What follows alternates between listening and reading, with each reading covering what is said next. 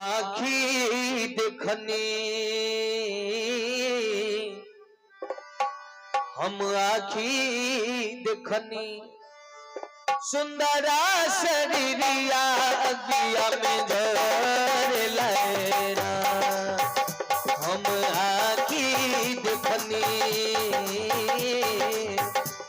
सुंदरा शरीरिया अगिया में जर लहरा हम आखी देखने सुंदरा शरीरिया अगिया में जर लहरा हम आखी देखने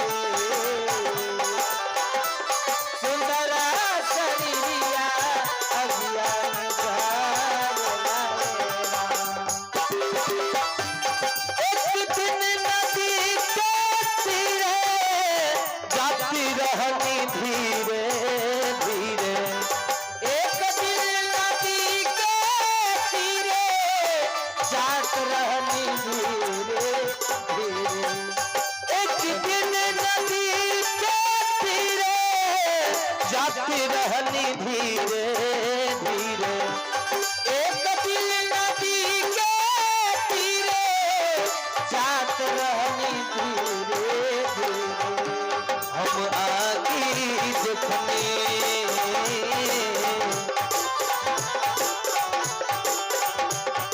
हम आगे देखने सुंदरा शरीरिया अगिया में जर लहरा हम आगे देखने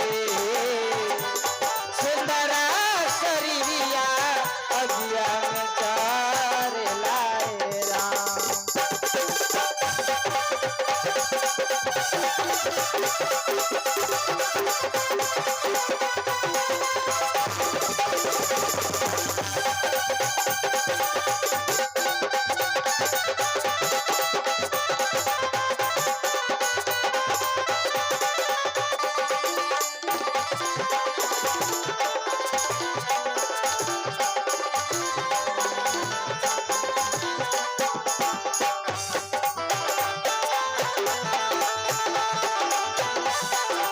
सुंदरा शरीरिया अगिया में जर लहरा हम आखी देखने सुंदरा शरीरिया अगिया में जर लहरा बसवा के ले दीवाना घाटी अइले चारी रे जना बसवा के ले दीवाना घाट अइले चारी जना बसवा के ले दीवाना घाटी अइले चारी रे जना बसवा के ले दीवाना घाट अइले चारी जना बसवा के ले दीवाना घाटी अइले चारी रे जना बसवा के ले दीवाना घाट अइले चारी जना बसवा के ले दीवाना घाटी अइले चारी रे जना बसवा के ले दीवाना घाट अइले चारी जना मुहवा पड़य गिया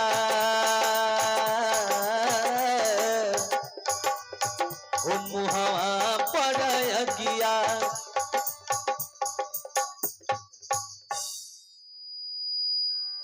और ये हैं श्रीमान अमित चौधरी जी इनके तरफ से ये 100 रुपए का दान आया है दान दे के आप पुण्य के भागी बने हैं भगवान दिवंगत आत्मा को शांति दे सदगति दे एवं आप सब परिवार मंगल में जीवन यापन करे बहुत बहुत धन्यवाद बहुत बहुत साधुवाद भैया जी तो मैं सुना रहा हूँ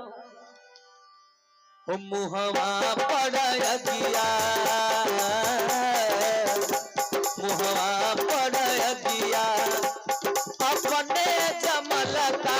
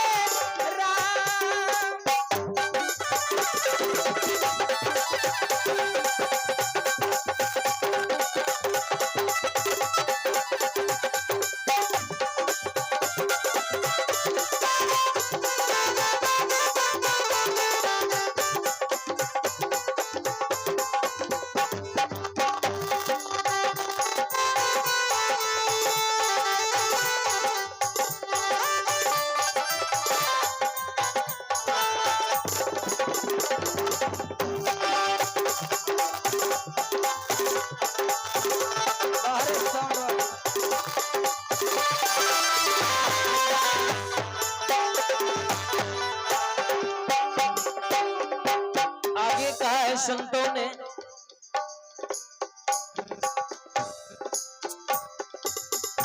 हित मीत जे जे रहल एके मोहे सभे को। और ये है श्रीमान मनोज जायसवाल, इनके सौजन्य से स्वर्गीय नवीन प्रसाद चौधरी, इनके आत्मा के शांति और सदगति हेतु ये हमारे पूरे टीम को भी ये हौसला बढ़ाने का काम किए हैं। और भगवान के दरबार में इनकी तरफ से दान भी आया है। दान देके आप पुण्य के भागी बने हैं। भगवान आपके हर एक मनोकामना पूरा करे।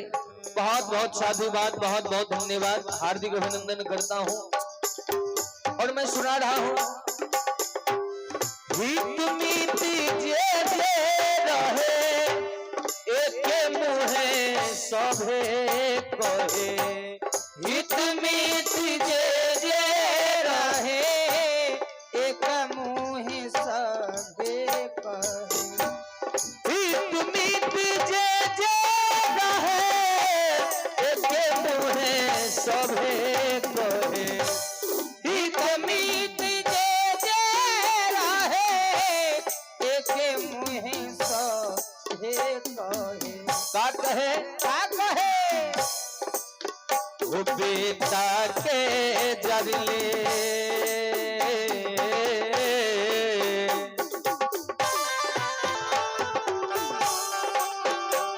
बेटा के जरले बाबूजी के नसवर दहिया कर लेरा।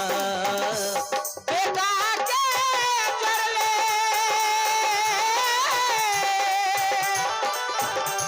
बाबूजी के नसवर दहिया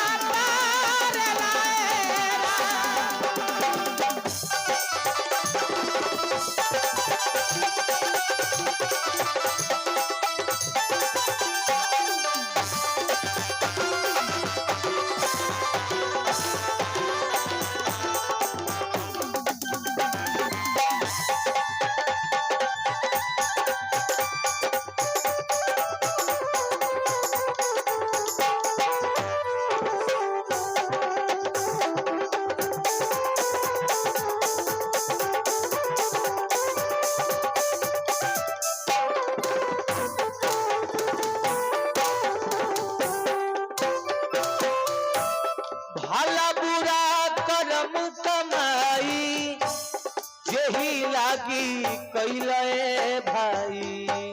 भला बुरा कर्म कमाई एक ही लागे करला भाई। भला बुरा करम कमाई यही लागी कैले भाई। भला बुरा कर्म कमाई जही लागे कर लाए भाई। भला बुरा कर्म कमाई जही कारण कैले भाई। भला बुरा कर्म कमाई जही कारण कर लाए भाई। जाए के बेरिया जाए के बेरिया संगवा में तहरा कुछ न जाइएरा। जाए के बेरिया संगवा में तहरा कुछ न जाइएरा। जाए के बेरिया संगवा में तहरा कुछ न जाइए। जाए के दरिया संगवा में तहरा कुछ न जाइए।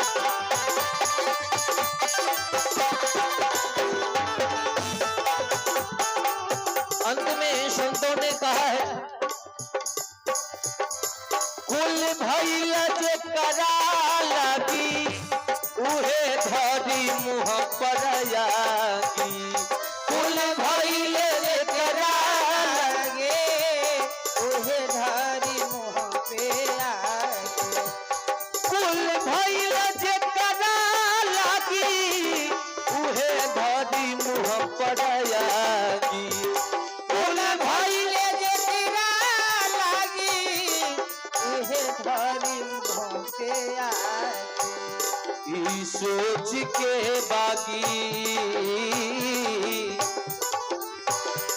ई सोच के बागी, अखिया से झर झर लोड़वा भर लहरा। ई सोच के बागी, अखिया से झर झर लोड़वा भर लहरा।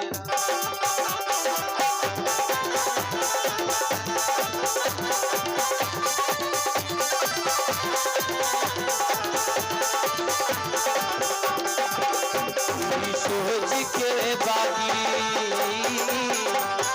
अखिया से धर धर लोड़वा भर लहरा।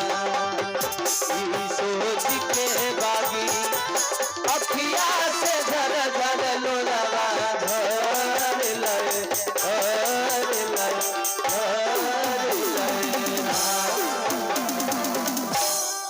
और देखा जाए ये बड़ा ही विलक्षण पुरस्कार आया है हमारे लिए।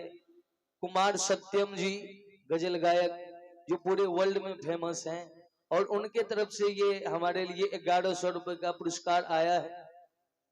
दिवंगत आत्मा की शांति हेतु उनकी तरफ से ये पुरस्कार आया है। भगवान उन पे सदैव कृपा बनाए, मंगल कामना है। बहुत बहुत धन्यवाद। और देखा जाए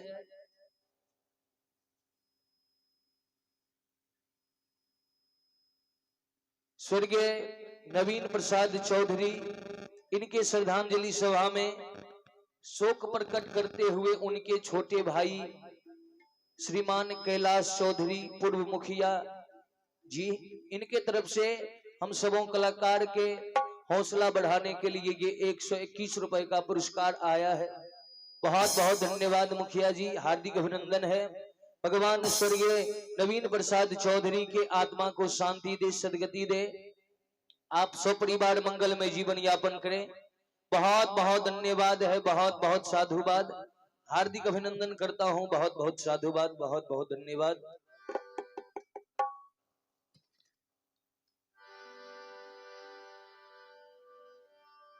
आइए, दिवंगत आत्मा की शांति हेतु ये कार्यक्रम चल रहा है, तो निर्गुण भजन से ही सेवा करो। दिवंगत आत्मा